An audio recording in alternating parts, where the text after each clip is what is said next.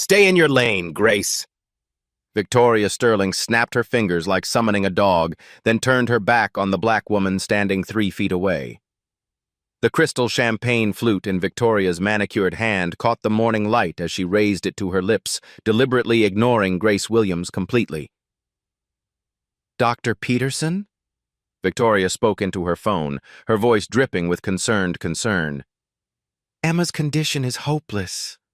The help keeps trying to interfere, but we both know some children simply can't be fixed."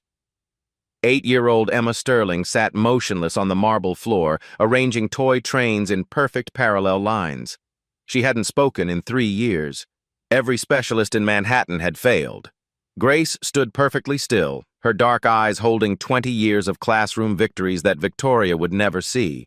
Her weathered hands carried secrets that $50,000 therapy sessions couldn't buy. The invisible war between them was about to become very, very visible. Have you ever watched someone get dismissed as just the help, only to discover they held the key to a miracle no expert could unlock? 6 months earlier, Grace Williams had walked through these polished doors carrying everything she owned in a single black suitcase. The pink slip from Roosevelt Elementary still burned 20 years of transforming lives reduced to budget restructuring.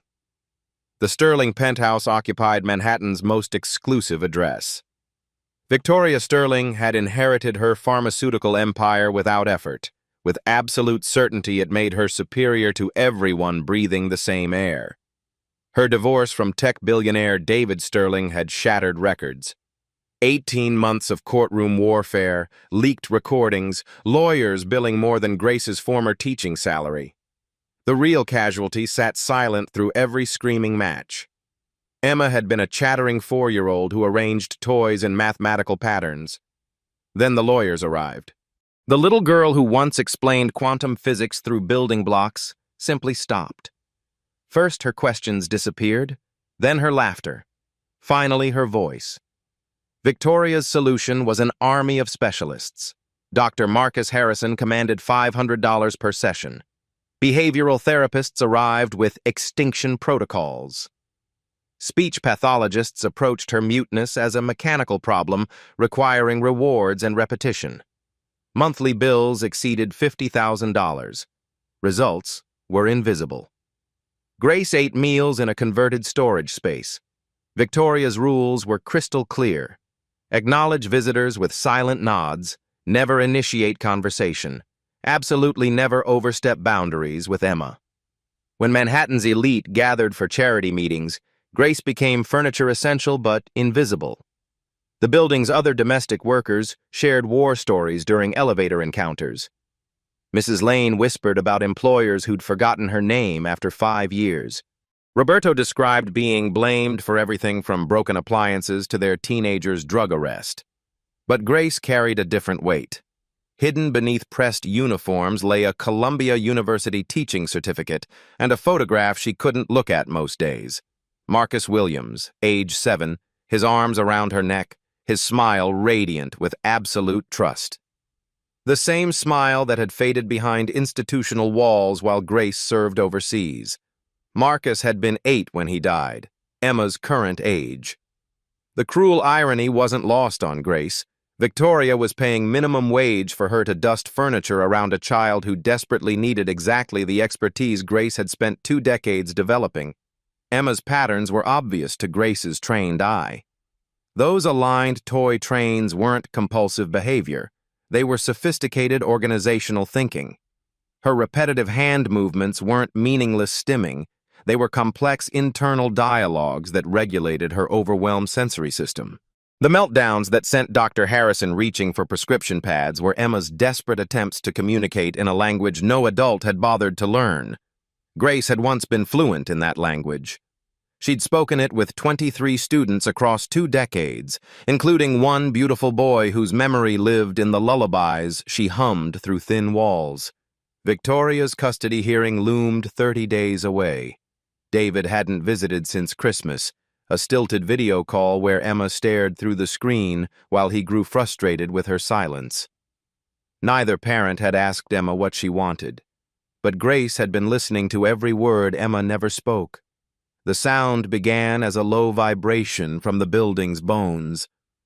By the time Grace reached the living room, Emma's humming had escalated into something primal, a wordless song of desperation.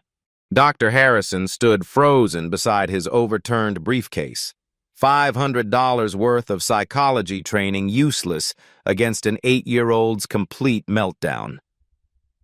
Emma sat in the Persian rug's center, her small fists beating against her temples in rhythm that made Grace's breath catch with recognition. This wasn't a tantrum. This was drowning.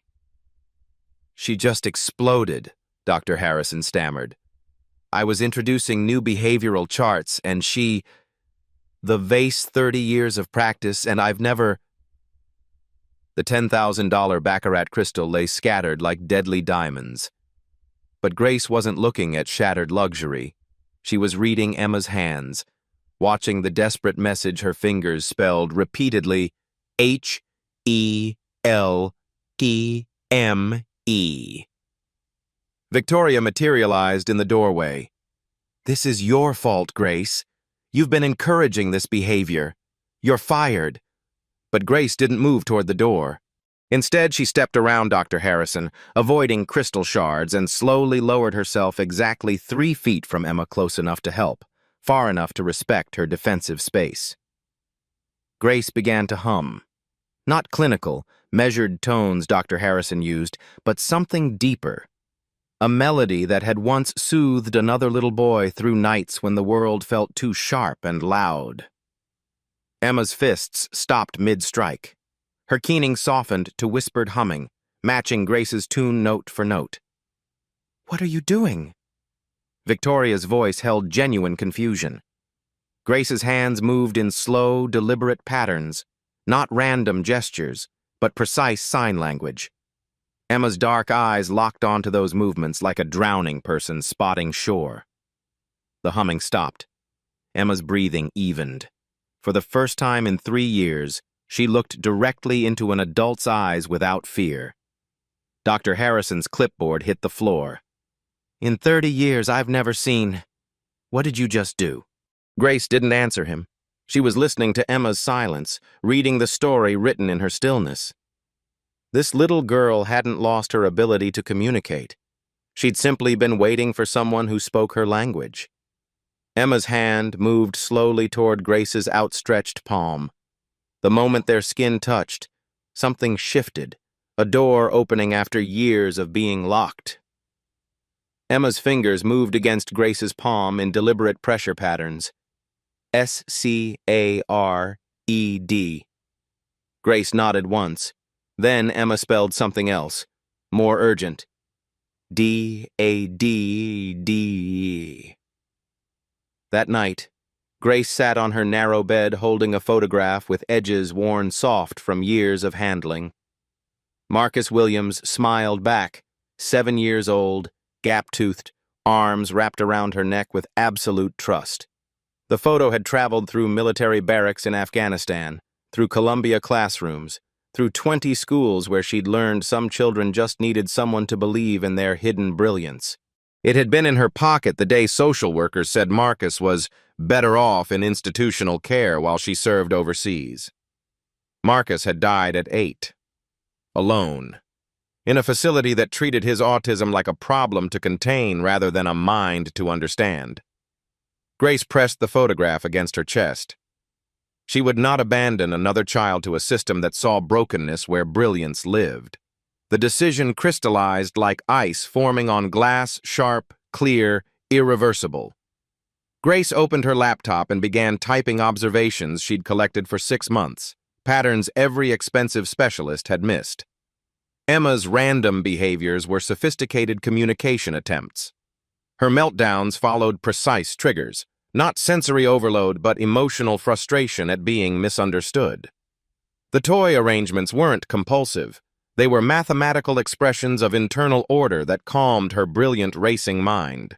Most importantly, Emma had been trying to ask for her father through every gesture, every carefully arranged pattern, every desperate moment of apparent chaos.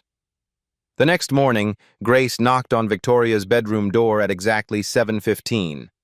Victoria answered in silk pajamas, her face mask still drying. Grace? What are you— I want 1 week, Grace said, her voice carrying 20 years of classroom authority. 7 days to work with Emma using proper methods. If I fail, I'll leave with no severance, no reference, no complaints. Victoria's laugh was sharp as broken glass. You think you can succeed where Harvard-trained psychiatrists have failed? I think Emma deserves someone who sees her intelligence instead of her limitations. Grace held Victoria's gaze steadily. And I think you're more afraid of me succeeding than failing. The accusation hung between them like a challenge thrown down at dawn. Victoria's mask cracked slightly. Fine. 1 week. 1. But when you fail, and you will, you leave immediately. No dramatic exits, no contact with Emma, no spreading stories about this family. Crystal clear. Grace turned to leave, then paused. 1 condition. No cameras, no Dr. Harrison, no interference. Emma and I need space to build trust. Victoria's smile was predatory. Fine. Fail in private. It'll be easier to clean up the mess. Behind her door, Victoria was already planning Grace's humiliation. But in the living room, Emma sat with her toy trains, arranging them in a new pattern, not parallel lines this time, but a perfect circle. A circle that looked exactly like a countdown clock. Day 1 began at sunrise. Grace entered the living room to find Emma already awake, sitting cross-legged beside her train collection, moving each piece with surgical precision. Instead of redirecting this behavior like every specialist before her, Grace sat down and began moving her own invisible trains in the same rhythm. Emma's hands stopped. She looked up, studying Grace's movements with scientific intensity. For 30 seconds, they sat in parallel motion, 2 minds finding the same frequency. Then Emma smiled. The first genuine smile anyone had seen in 3 years. Grace pulled out a notebook and began sketching Emma's train patterns, transforming them into mathematical equations. Not to analyze or correct them, but to understand the language Emma was already speaking fluently. Each arrangement told a story, parallel lines for calm days, circles for confusion, zigzag patterns for chaos she felt when adults talked about her like she wasn't there. You're doing math, Grace whispered, showing Emma the equations. Beautiful, complex math. Emma's eyes widened. She pointed to the notebook, then to herself, then back. The question was clear. You see me? I see you completely, Grace said. Day 2 brought the first real breakthrough. Emma led Grace to her bedroom closet, pushing aside expensive clothes Victoria never let her choose, revealing hidden drawings. Hundreds of them. Detailed sketches showing everything Emma understood, her parents fighting, therapists talking in circles, lawyers dividing her life into pieces. One drawing stopped Grace's breath. Emma had captured every detail of custody hearings she'd supposedly been too young to understand. The judge's gavel, her father's empty chair, Victoria's crocodile tears. At the bottom, in careful 8-year-old handwriting, nobody asked me. They should have asked you, Grace said. What would you have told them? Emma picked up a purple crayon and wrote across a fresh page, I want Daddy to come home. Day 3 shattered every assumption about Emma's capabilities. Grace brought a tablet loaded with communication software, expecting to spend weeks teaching basic symbols. Instead, Emma's fingers flew across the screen like a pianist playing a familiar song. Within an hour, she was constructing complex sentences, sharing thoughts trapped inside her brilliant mind for years. Her first complete message appeared in bold letters. The doctors think I'm broken. Am I broken? Grace's military training had taught her to stay composed under fire, but this question nearly destroyed her professional facade. She typed back carefully. You're not broken. You're speaking a different language, and most adults forgot how to listen. Emma typed furiously. You understand my language? I'm learning it. Will you teach me more? Yes, but Mommy doesn't want me to be smart.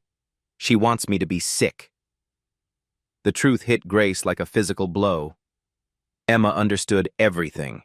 The inheritance implications, the custody arrangements, the way Victoria's identity as a martyred mother depended on having a damaged daughter to manage. Day 4 brought the moment that would haunt Grace's dreams. Emma approached carrying an old iPhone, her father's contact glowing on screen. Her tablet message was simple. "Can I call Daddy?" Grace's heart raced. This wasn't a therapy protocol. This was a daughter wanting her father. "What would you say to him?" Emma typed, "I would say, I miss him. I would say, I'm not broken. I would say, come home." Grace looked at the phone, then at Emma's hopeful face. Victoria had forbidden contact with David, claiming it would destabilize Emma's progress. But Emma's progress was happening precisely because someone finally saw her as a whole person capable of making choices. "Let's practice first," Grace suggested. "Show me what you want to tell him." Emma spent an hour crafting the perfect message. "Daddy, this is Emma. I'm using a computer to talk now. I love you. Please come see me. I have so much to tell you." Day 5 brought Dr. Harrison appearing at the door, claiming Victoria asked him to check on Emma's regression.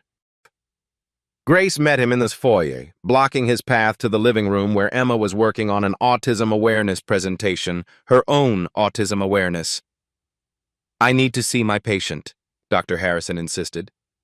"Emma isn't your patient today. She's a student, and this is her classroom." Emma appeared beside Grace, tablet in hand. She showed Dr. Harrison her screen. "I don't want therapy today. I want to learn with Grace." Dr. Harrison's jaw dropped. In 18 months of sessions, Emma had never directly communicated with him once. How did you... He looked between Grace and Emma, his professional certainty crumbling. "What methods are you using?" Emma typed a new message. "Grace doesn't try to fix me. She tries to understand me. There's a difference." Day 6 brought Victoria's first real panic. She'd been watching through security cameras, witnessing transformations that threatened everything she'd built her identity around. Emma laughed. Emma communicating. Emma displayed intelligence that made Victoria's hopelessly disabled daughter narrative impossible to maintain. Day 7 arrived like dawn after the longest night. Emma had prepared something special, a presentation she called My Real Story. Using her tablet and artwork, she'd created devastating clarity. Slide after slide showing Emma's inner world, her love of patterns and numbers, her frustration with being misunderstood, her desperate desire to connect with her father. Her final slide contained a single sentence that would change everything. "I'm ready to talk to Daddy now." Grace looked at Emma's hopeful face, then at the phone number she'd memorized. Victoria was out at her charity meeting. This was Emma's moment. "Are you sure?" Grace asked. Emma nodded, then typed, "With you here, I'm brave enough." Grace dialed David Sterling's number, putting the call on speaker. The phone rang once, twice. "Hello?" David's voice filled the room deeper than Emma remembered, tired in a way that spoke of 3 years carrying guilt. Emma looked at Grace, who nodded encouragingly. Then Emma leaned toward the phone and did something that would echo through the Sterling family forever. She spoke her first word in 3 years. "Daddy?" The silence stretched across the phone line like a held breath. David Sterling's voice, when it finally came, was broken with 3 years of suppressed emotion. "Emma? Baby, is that really you?" But before Emma could respond, the penthouse door slammed open with hurricane force. Victoria stood in the entrance, her face twisted with rage bordering on hysteria. Behind her loomed David Sterling himself, his expression thunderous.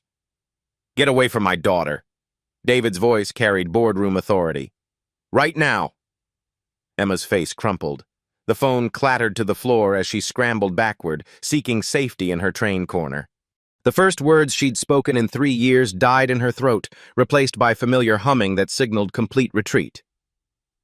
"I told you she was manipulating Emma," Victoria said, voice dripping vindicated triumph.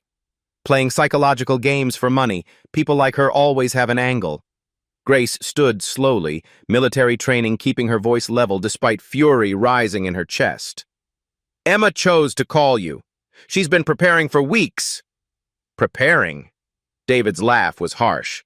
"You think you can program my daughter like one of your cleaning routines?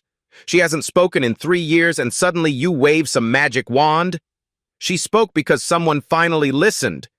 She spoke because you filled her head with false hope." Victoria moved protectively toward Emma, who was now rocking violently in her corner.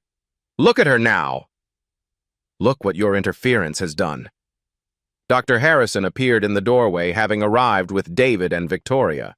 His face held a satisfied expression of someone whose predictions were being proven correct. "This is exactly what I warned would happen.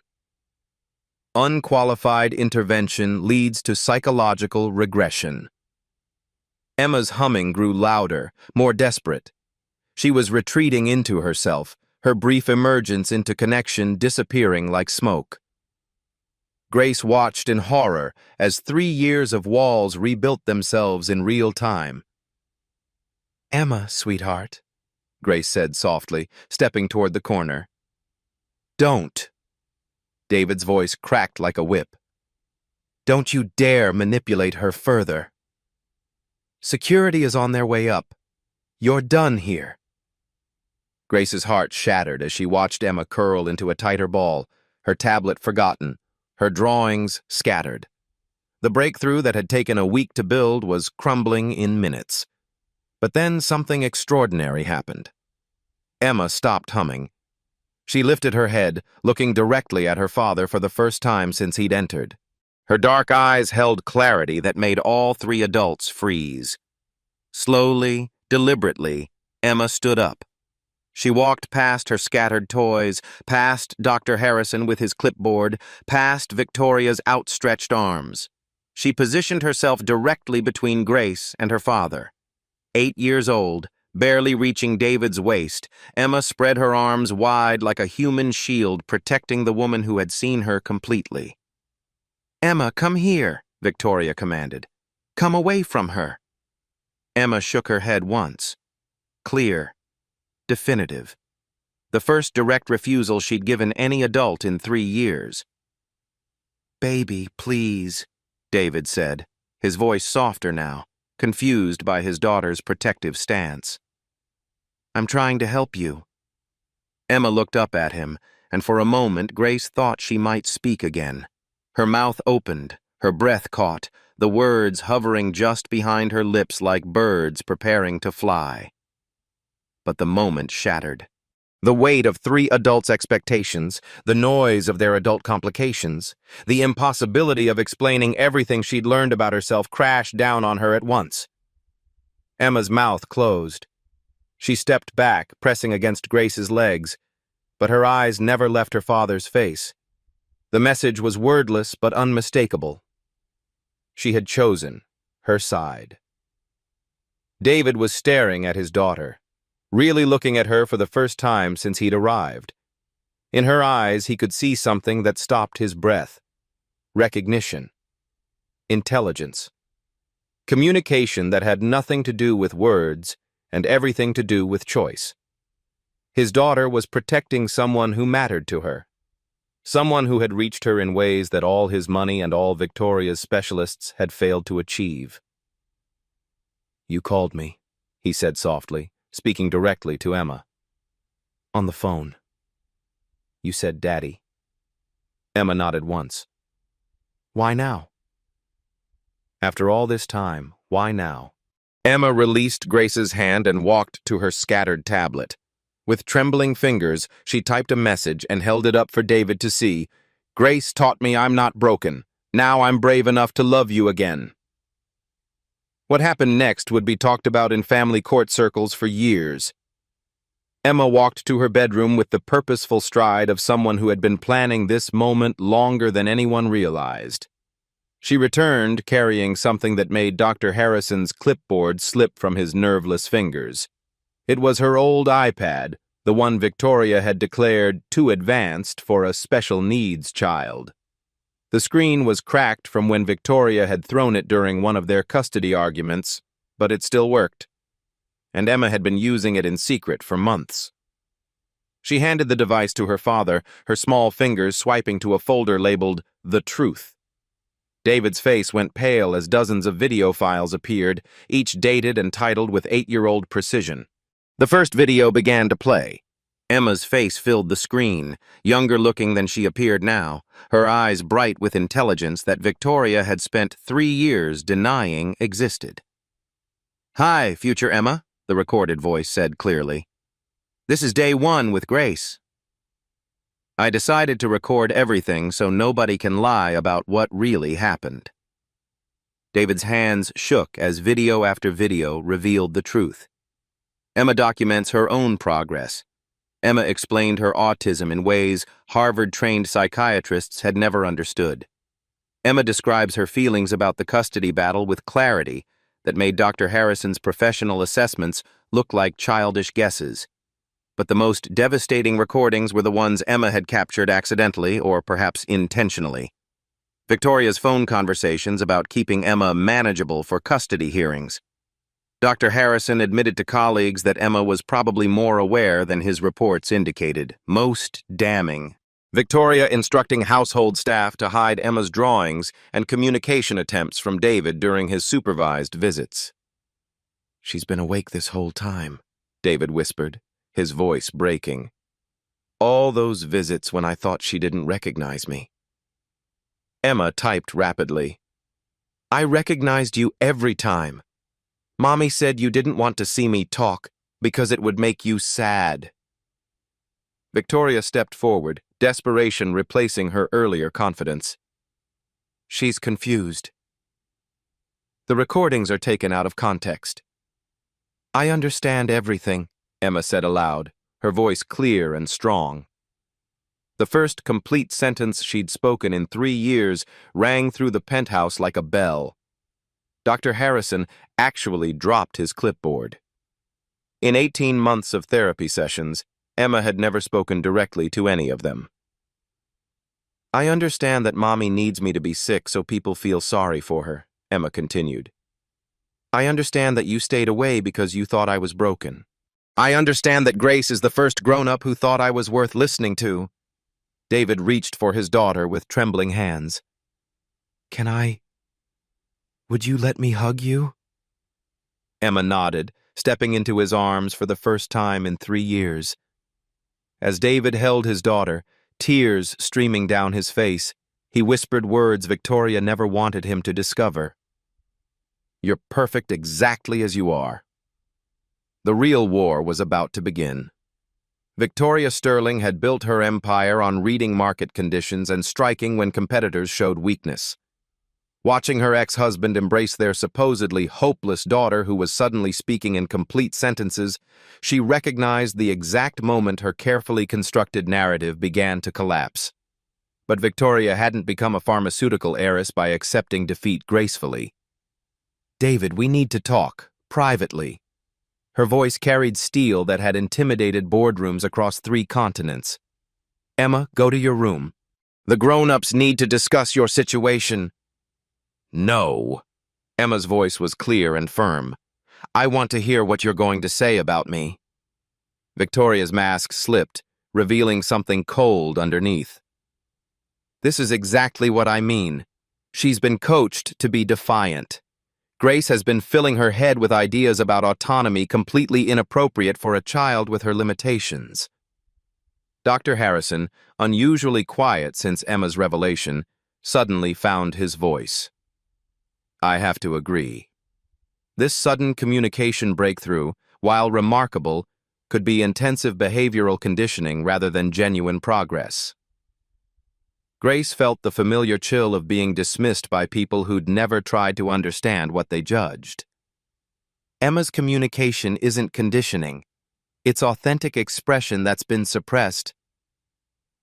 By untrained domestic staff practicing psychology without a license, Victoria interrupted, her voice rising.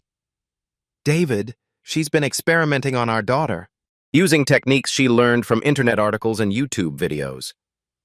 David looked between his ex-wife and Grace, confusion clouding his face. The certainty he'd felt moments before began to waver. Grace, what exactly is your background? Do you have formal training in autism therapy? The question hung like a trap. Grace felt Emma's eyes on her, trust and fear warring in that 8-year-old gaze. I was a special education teacher for 20 years, Grace said quietly. I have a master's degree from Columbia University in developmental disabilities. I've worked with hundreds of children with autism. Had, Victoria corrected sharply.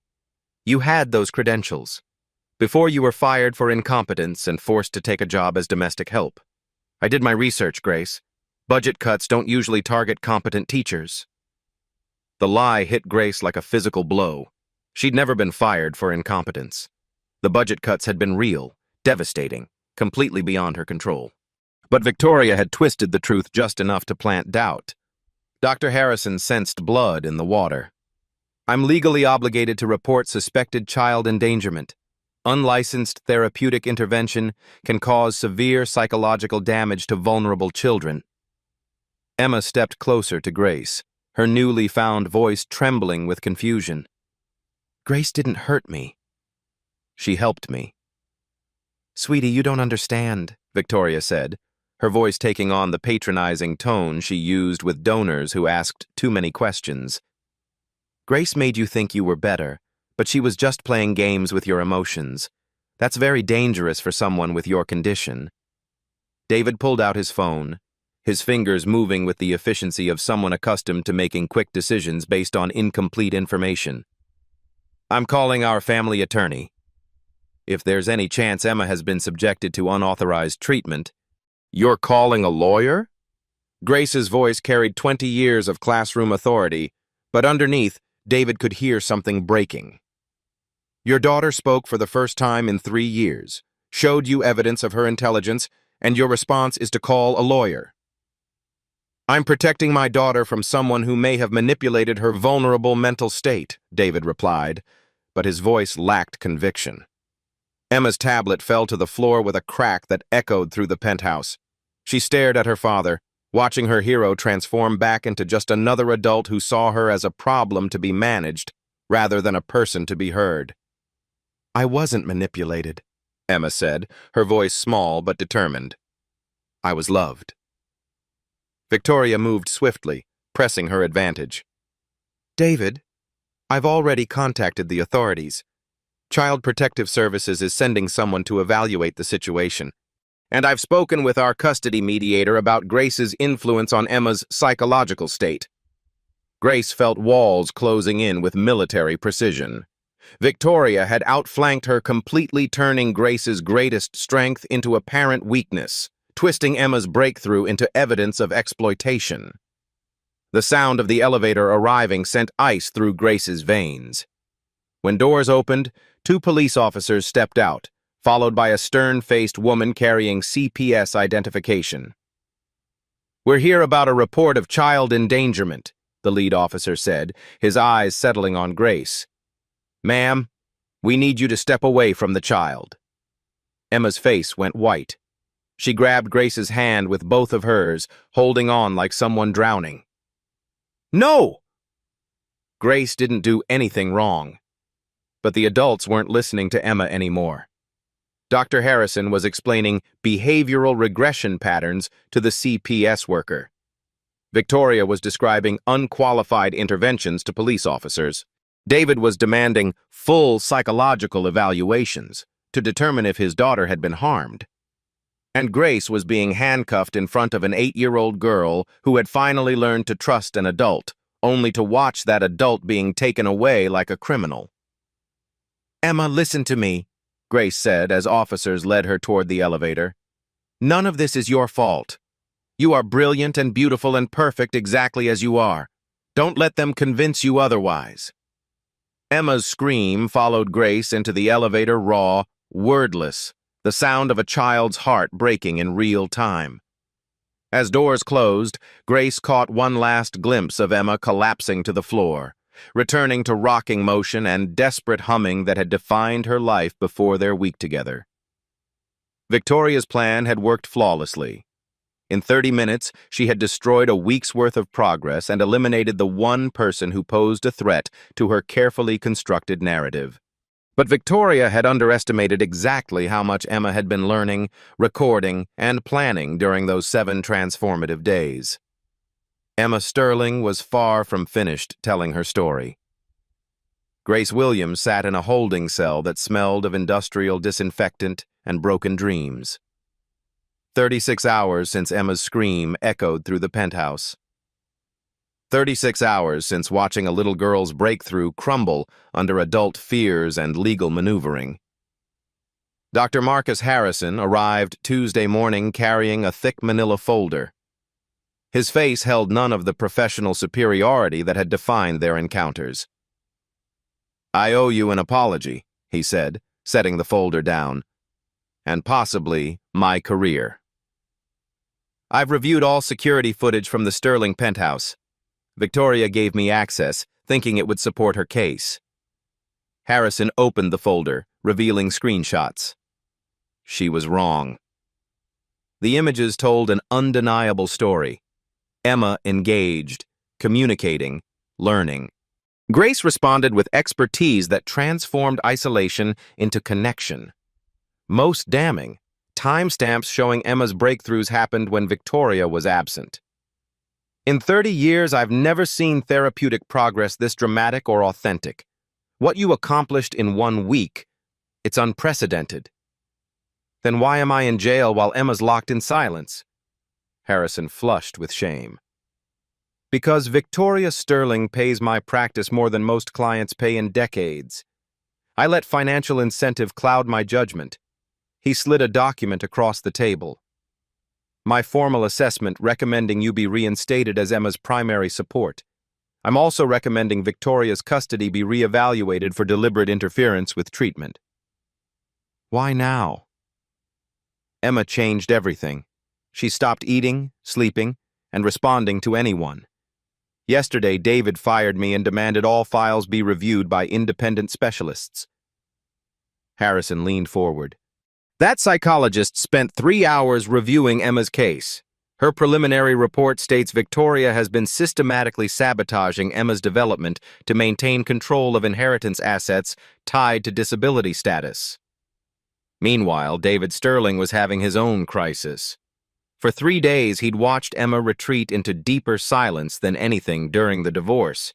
She wouldn't eat, wouldn't look at him, and spent hours staring where Grace used to sit. David's phone buzzed. "Mr. Sterling, this is Sarah Lane from Roosevelt Elementary. I taught with Grace Williams for 15 years. I have information about her qualifications that contradicts what you've been told." They met in Queens, far from Manhattan gossip. Sarah arrived carrying testimonials, teaching awards, documentation painting a radically different picture of Grace Williams. "Grace was never fired for incompetence," Sarah said, spreading documents across their table. "She was our most successful autism specialist. When budget cuts eliminated special education, she refused to transfer because she wouldn't abandon her students."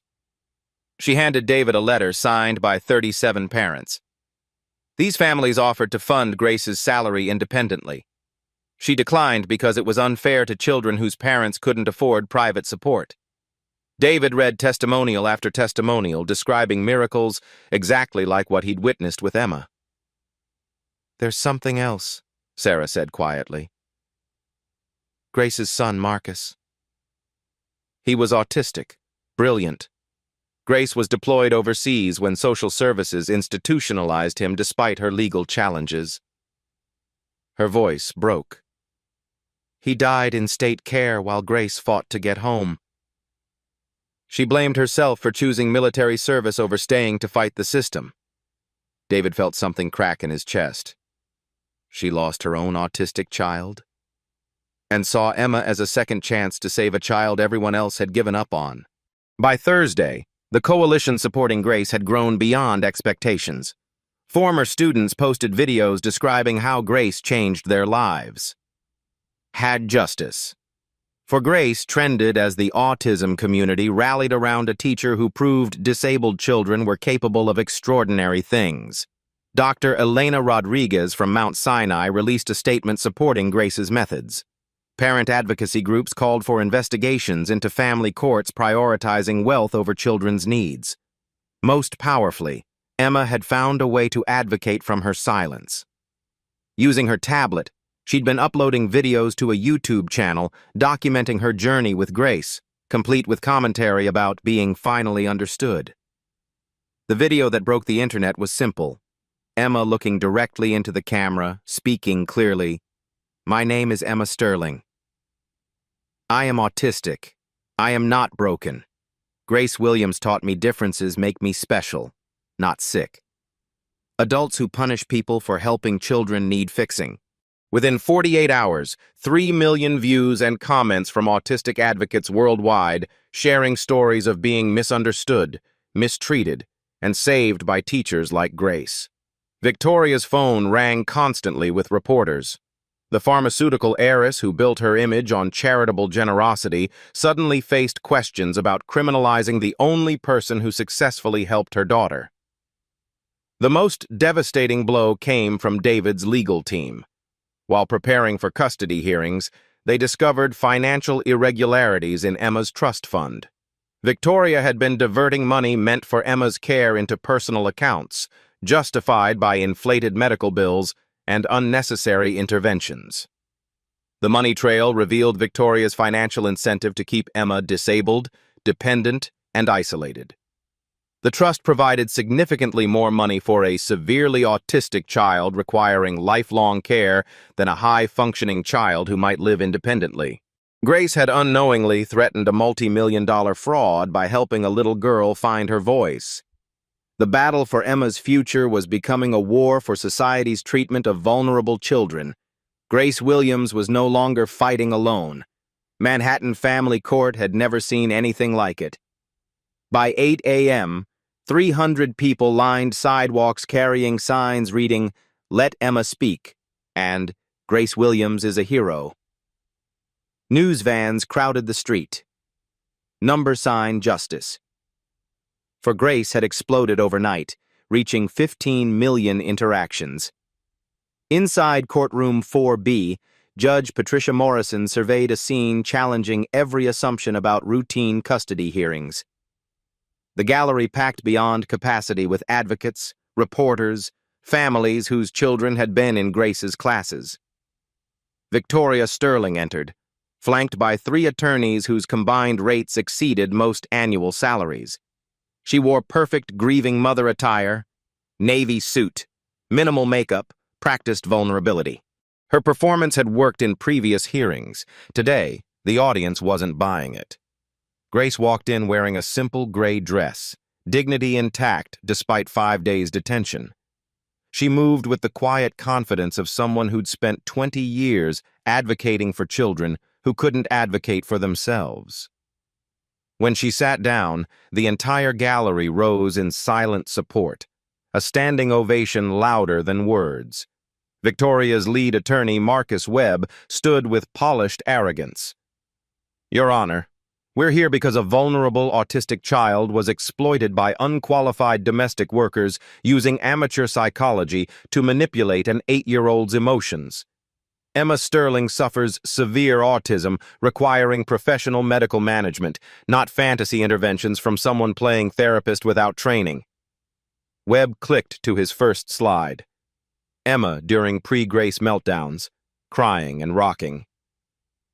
This is Emma Sterling's reality. Severe, debilitating, requiring constant professional intervention.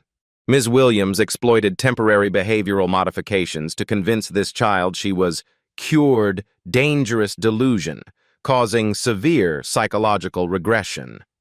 He presented Dr. Harrison's original reports, painting Grace as opportunist exploiting Emma's vulnerabilities. The argument was polished, professional, completely devastated by what happened next. David Sterling stood in the gallery. "Your Honor, I request permission to present evidence contradicting everything Mr. Webb claimed. Judge Morrison looked surprised. Mr. Sterling, you're not represented today? I fired my attorneys yesterday when they advised me to support Victoria's version. I've spent this week discovering everything I believed about my daughter was a lie. Webb objected furiously, but Judge Morrison was intrigued. Highly irregular, but given circumstances, I'll allow it. David approached, carrying Emma's iPad and thick document folder. Your Honor, I'd like to present Emma's own testimony videos she recorded documenting her experiences with Grace Williams, plus evidence Victoria. Sterling has been systematically defrauding Emma's trust fund by maintaining false medical narratives. The courtroom erupted. Victoria's face went white as David connected Emma's iPad to the projection system. Emma's voice filled the room with crystal clarity. Hi, this is Emma Sterling. I am 8 years old, I am autistic, and I am not broken. I made these videos to show people what it's really like when someone treats you like you're smart instead of sick. For 20 minutes, the court watched Emma's documentary of her week with Grace.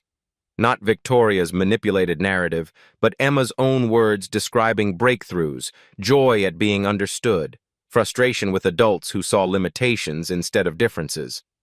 Most devastating, Emma's reaction to overhearing Victoria's insurance call.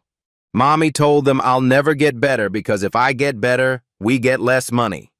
She doesn't want me to be happy because happiness means less money. Webb desperately objected, claiming videos inadmissible, but Judge Morrison was transfixed. Mr. Webb, your client described Emma as nonverbal and intellectually disabled.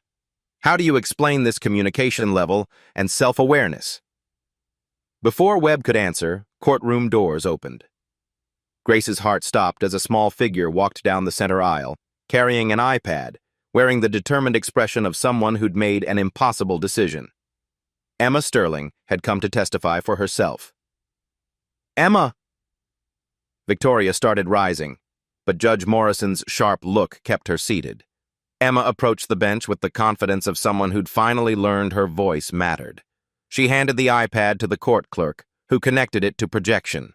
Your Honor, Emma said, 8-year-old voice clear and strong.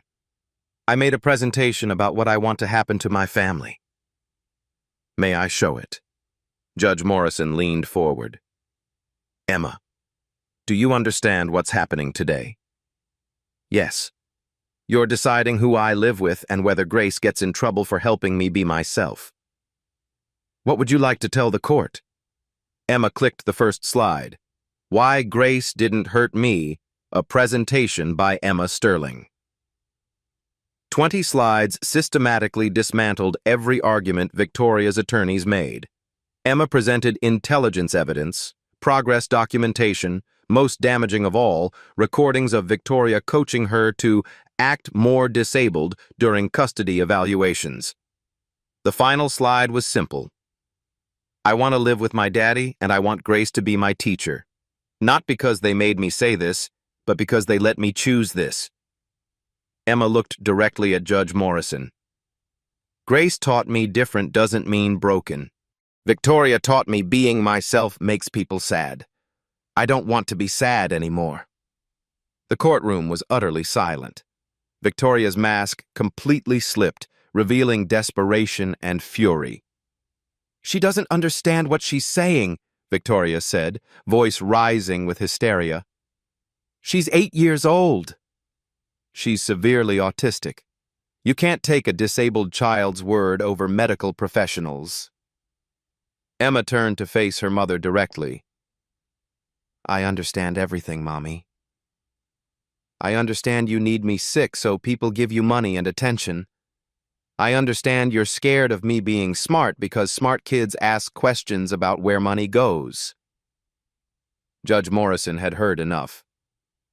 Mr. Webb, I'm ordering an immediate forensic audit of Emma Sterling's trust fund. I'm also ordering a comprehensive evaluation of Emma's cognitive abilities by independent autism specialists. She turned to Emma.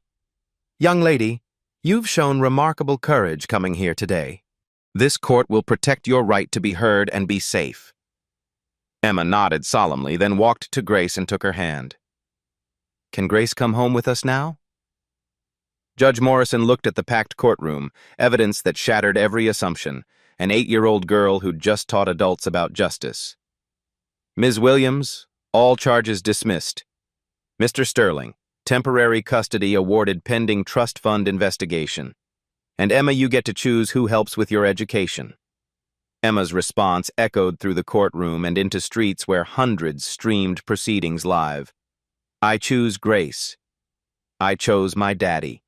And I choose to keep being exactly who I am." 6 months later, Grace Williams stood before a congressional subcommittee on autism education reform, Emma Sterling beside her translating for nonverbal advocates. The same hands that had once cleaned Victoria's marble floors now held testimony that would reshape how America approached neurodiversity in schools. "Honorable members," Grace began, "Emma Sterling is not here as a success story to be celebrated. She's here as proof that our education system fails children not because they're broken, but because we refuse to learn their languages." Emma leaned toward the microphone, her confidence stark contrast to the silent, rocking child Grace had first met. "I want to tell you what it feels like when adults see problems instead of possibilities," she said clearly, "and what happens when someone finally sees you as whole." The legal aftermath had been swift and merciless. Victoria's pharmaceutical empire crumbled under federal investigation revealing years of trust fund fraud. The money stolen from Emma's care had funded Victoria's lavish lifestyle while her daughter suffered in manufactured silence.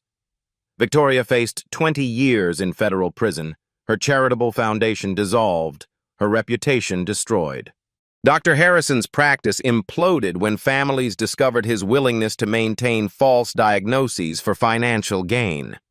His medical license was suspended pending investigation into dozens of cases where he'd prioritized profit over children's well-being. But real transformation happened in a penthouse that had once echoed with Victoria's demands and Emma's silence. David Sterling had converted the 42nd floor into something unprecedented, a neurodiversity learning center where Emma worked alongside other autistic children, teaching them that differences were strengths to celebrate, not deficits to hide. Grace found herself at the center of a movement she'd never intended to start. Parent advocacy groups begged her to consult on cases where children were being misdiagnosed, mismedicated, misunderstood. Autism specialists who'd spent careers trying to make children normal suddenly wanted to learn Grace's methods. David Sterling had undergone his own metamorphosis. The tech billionaire who'd once measured success in market share now measured it in his daughter's laughter, her questions, her fierce advocacy for other autistic children. He'd established the Emma Sterling Foundation, funding neurodiversity education research. "I spent 3 years believing my daughter was lost to me," David testified before the congressional committee. "I was wrong. She was never lost. I just didn't know how to find her. Grace Williams didn't cure Emma's autism, she cured my ignorance." Emma's YouTube channel had grown to millions of subscribers who followed her daily life, her insights into autism, and her fierce defense of other neurodivergent children.